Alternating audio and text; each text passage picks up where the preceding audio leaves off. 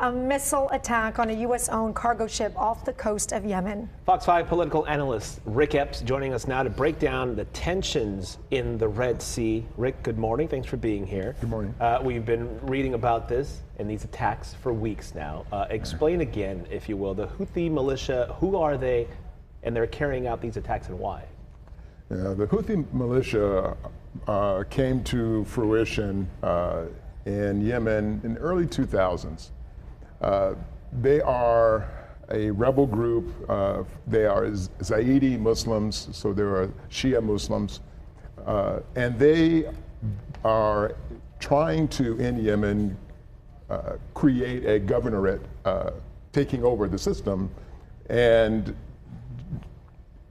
on one hand, it's sort of like Iran, right? Iran are also Shia Muslim. So the Houthi are sort of beholden to Iran. Iran supports them. And with this goal, you know, the assertion that the Houthis have said is that their purpose is to basically, do this acts of piracy and militarism in support of Gaza. Yeah. And while there may be a modicum of truth to that, that's not really the bigger issue in the bigger picture of why they are now come on the rise at this point in time. Yeah. It's a much bigger picture. It is. Backed by Iran, many say an arm of Iran. Let's talk about the piracy and the Red Sea. Why this area? What is the strategy behind what they're doing? Well, the Red Sea, many people don't realize the Red Sea is a hub for about anywhere from 20 to 30% of the global economy of trade comes through the Red Sea.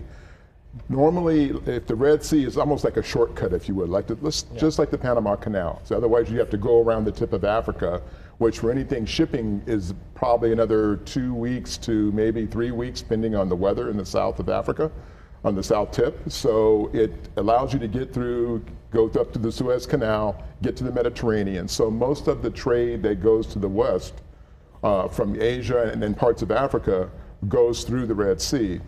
The problem that we have is that because there's a lot of economic interest in the Red Sea for multiple countries, including the United States. You could look at Turkey, UAE, Saudi Arabia, Japan, Italy, France, Russia on the periphery. Most of the major countries have economic ties to that region. So because of that, they have military bases all along their area there to protect their economic interest. So it's always been a military hotbed in terms of potential crises and events that can escalate. But because of the economic interest and the billions of dollars, and we're talking probably even close to trillions of dollars of trade that come through there every year, particularly oil. Oil is the biggest commodity, but there's also other things, gas, and also goods that come through there. So it is an incredible impact on the global economy. So any disruption in the global economy has huge consequences around the world and can destabilize political systems and economic systems around the world. You dwindle it all down, it's power, it's money and power. Absolutely. Let's talk a little bit about the escalation that we've been talking about, getting to this point. First it was Hamas, then is Hezbollah going to get involved? Now we have the Houthi rebels. We're seeing the uptick in the escalation. Where is this going? Is the regional war imminent at this point, if it hasn't already started, in your opinion? I think we're already seeing a limited regional war. I mean, if you look historically at the area, there's all kinds of crises that are always going on. Right. It is, sometimes we use the word a hot mess. The region is a hot mess. And because of that, all the different mini crises that exist, whether they be by virtue of ethnic, economic, ideological, there's all types of reasons why the border territorial disputes that are ongoing all the time that we just don't talk about in the news regularly, but have been going on nonstop. This does exacerbate that because the Houthis, not only is it the issue of piracy, there's also human trafficking that goes through the region.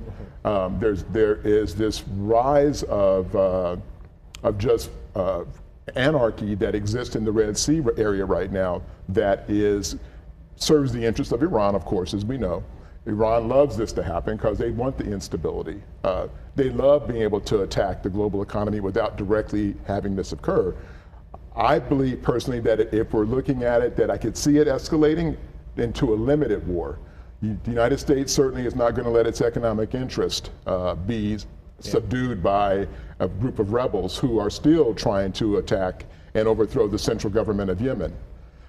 This is where we find ourselves today, and it's a very precarious situation because of the fact that we don't want it to escalate, because anything that disrupts the global economy is the people who have money don't want to see their money impeded, right? But what did the U.S. and the British attacks do? It seems like they're still doing what they want to do over there. Well, So did remember that now do we're anything? we're escalating in limited fashion, right? So we're attacking, we're doing proportional responses.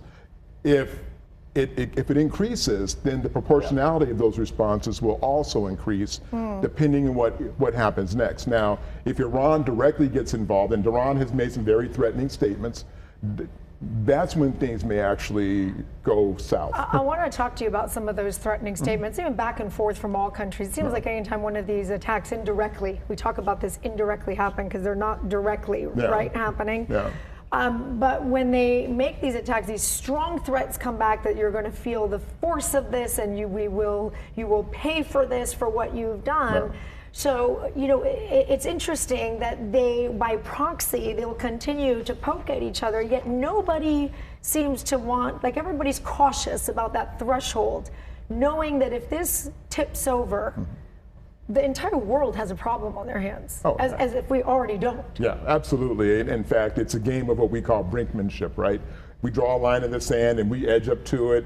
We throw a rock at you, you throw a rock at us, but we don't cross that line, because once you cross the line, then you meant things as, like I mentioned, the word the unintended consequences, and this is where the potential for unintended consequences comes from, as at the point of when you can no longer control what happens if Iran can't control the Houthis anymore? What if they decide to escalate, and regardless of what Iran wants them to do, then the game changes completely.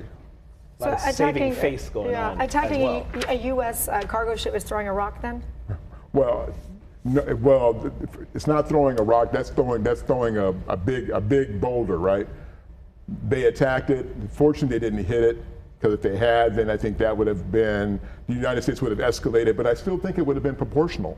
They would not have gone. It wouldn't have gone full scale because of that. It will go full scale if they actually, end up killing or attacking and destroying one of the military ships. We have a destroyer in the Red Sea, so does Iran now has a military ship in the Red Sea.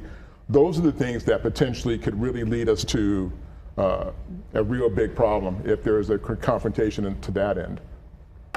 All right, Rick Epps, we'll be talking with you more, I'm sure. Hopefully happier news one day. Well, One day. Doesn't One seem day, I to hope. be I hope. the case One day. at all, but okay, thanks, Rick. Thank you.